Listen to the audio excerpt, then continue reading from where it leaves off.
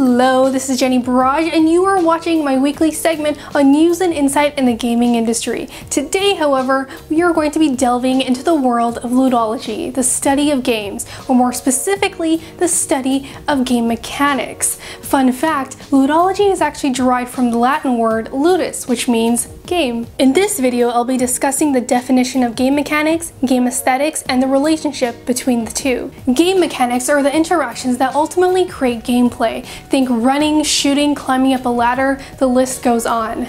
Game designers know that when it comes to gameplay, gamers need to feel emergent and progressive interactions. This way, they'll feel more immersed into the game and they'll feel like they're progressing. Both criteria are met via game mechanics. But these mechanics have become redundant now. In the 70s and 80s, during the golden era of arcade games, the mechanics of movement or shooting, for example, were unique and significant.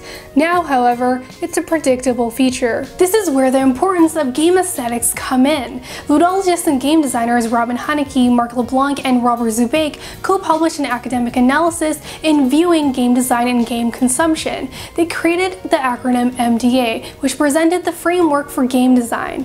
MDA stands for Mechanics, Dynamics, and Aesthetics. Game designers create the mechanics for the gamer acts out these mechanics throughout the game, and eventually, the gamer responds with a desired emotional, cognitive, or psychological response towards the game. Aesthetics is essentially what brings fun into gameplay. It's what brings narrative, discovery, fantasy, and so much more into a game.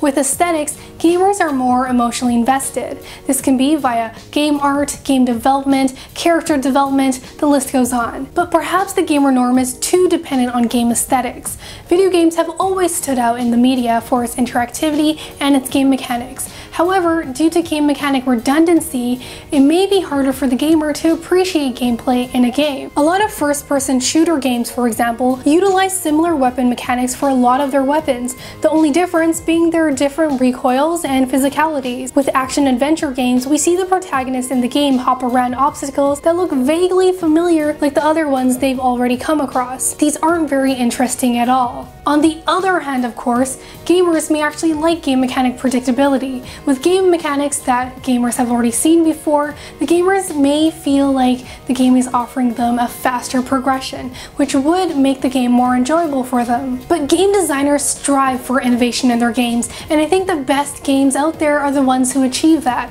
Storytelling will always be important, but games just aren't games without great game mechanics. Video games that require the gamer to explore and experiment with their environment are the ones that are better than the rest. An excellent game that shows dynamic game mechanics is Hohokum. Even though the game is created to be a simple, relaxing medium, Hohokum lets the gamer interact in weird, mysterious ways, all while manipulating background music and flowing with colorful, beautiful surroundings. So, you've heard my opinion. What's your opinion on game mechanics? Let me know in the comments below. And remember, if you're interested in the stuff I talk about, make sure to sign up to my mailing list. Quick shout out to all my new subscribers this week. Thank you so much for subscribing. Remember, change is happening. We're all in this together. I'll see you guys soon. Cheers. Keep on gaming.